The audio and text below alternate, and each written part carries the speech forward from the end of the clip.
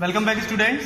अब हमने यहाँ पर जैसे देखा था कि struggle for independence of India के भारत की स्वतंत्रता के लिए जो स्ट्रगल था, जो शुरुआत थी, वो हो गई थी अराउंड 20 सेंचुरीज के स्टार्टिंग से।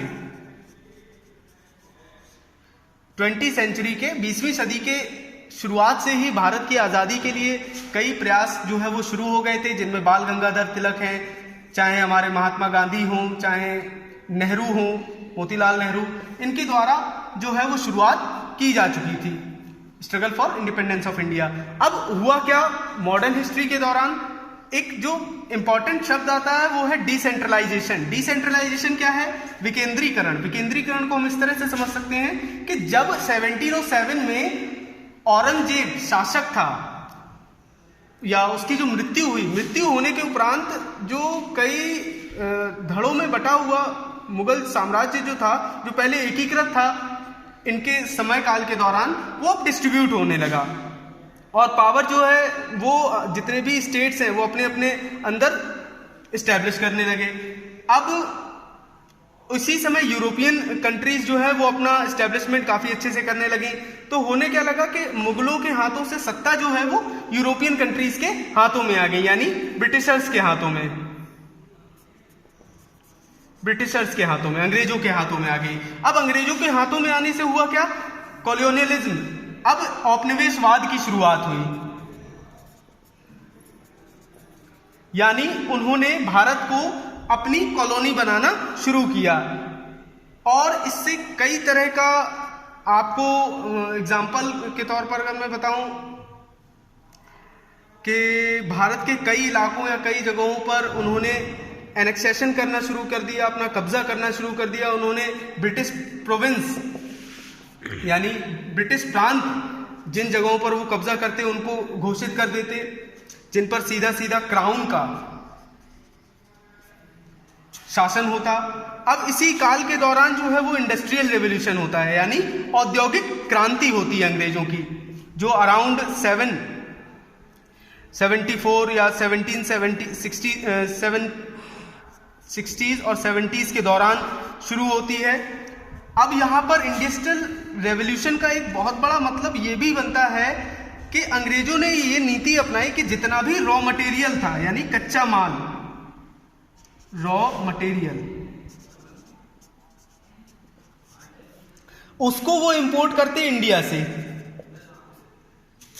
और इंडिया से वो इंपोर्ट करके कहां भेजते? ब्रिटेन।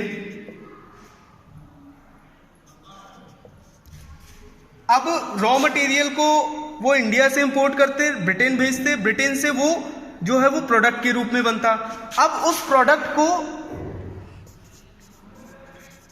वो पूरी दुनिया में बेचते और जो लाभ है वो इस प्रोडक्ट से मिलने वाला लाभ को वो पूरा ब्रिटिश अपने पास रखते, ना कि इंडिया को उसमें प्रोवाइड कराते।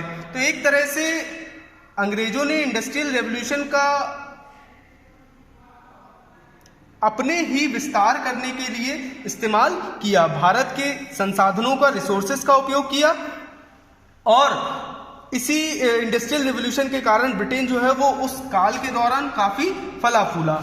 इसी के साथ मॉडर्न पीरियड के दौरान एक और टर्म जो बड़ा ही फेमस है वो है नेशनलिज्म, यानी राष्ट्रवाद की एक भावना का जागृत होना।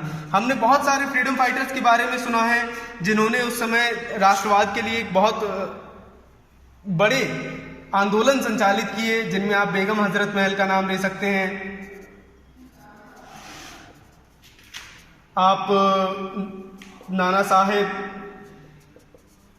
बेगम हजरत महल ने लखनऊ से इसको लीड किया था, नाना साहब ने कानपुर, तात्या टोपे भी इसमें शामिल थे,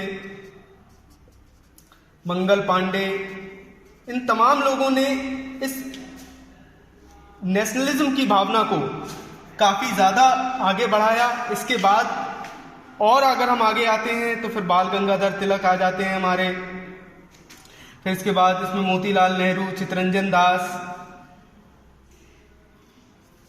और तमाम ऐसे लोग हैं जिन्होंने नेशनलिज्म की फीलिंग्स को काफ़ी ज़्यादा एक्सप्लोर किया। अब हम जानेंगे सोर्सेस ऑफ मॉडर्न पीरियड। क्या रहे हैं सोर्स, किनके द्वारा हम कह सकते हैं कि मॉडर्न पीरियड में क्या क्या घटनाक्रम हुआ।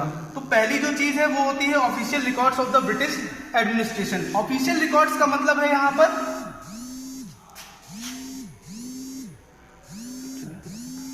ऑफिशियल रिकॉर्ड्स से हमें यहां पर लेना को हम कह सकते हैं जो करस्पॉन्डेंस होता था, यानी जो पत्राचार होता था, पत्र भेजे जाते थे, और जितने भी